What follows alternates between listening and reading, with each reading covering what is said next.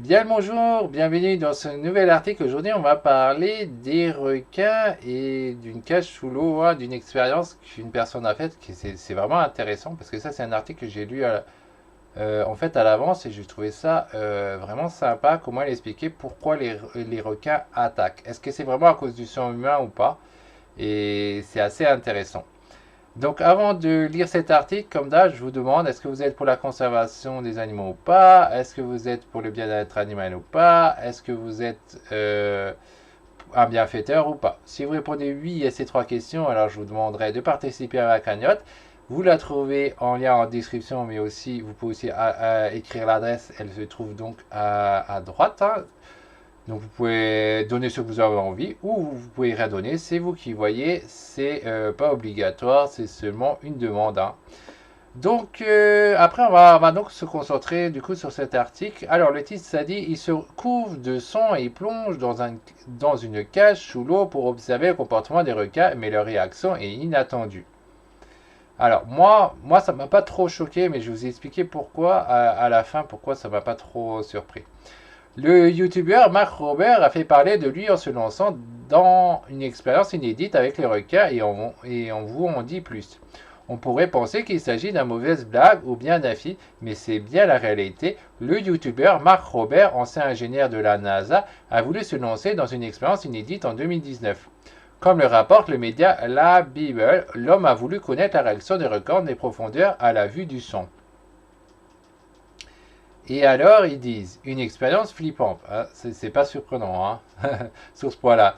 Pour mener cette expérience, l'ancien ingénieur de la NASA a été immergé dans l'eau, protégé dans une cage sous l'eau.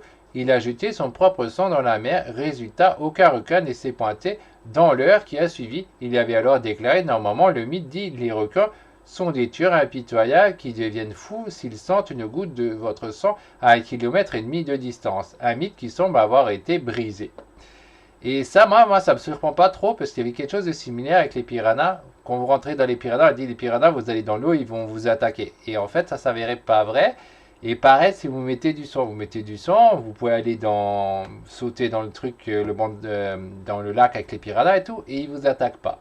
Et en fait, c'était expliqué que en fait, les piranhas, ils vous attaquent sous prétexte, au moment où vous avez peur, c'est là qu'ils vous attaquent. En fait, c'est la genre d'hormone qu'on crée, que les animaux créent, ou qu'on crée de peur, qui fait qu'ils attaquent.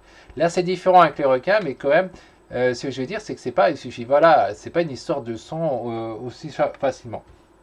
Qui crée le fait qui déclenche l'attaque en fait. Et après, ils vont expliquer plus loin, et c'est vraiment intéressant.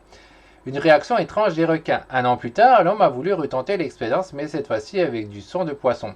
Et le résultat n'a pas du tout été le même. En effet, en quelques minutes seulement, des dizaines de requins se sont rapprochés de l'homme.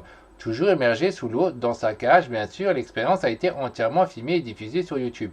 Ainsi, durant l'expérience, on peut découvrir Mark Robert déclarer Les voilà, oh mon Dieu, regardez ces dents, elles peuvent vraiment me manger.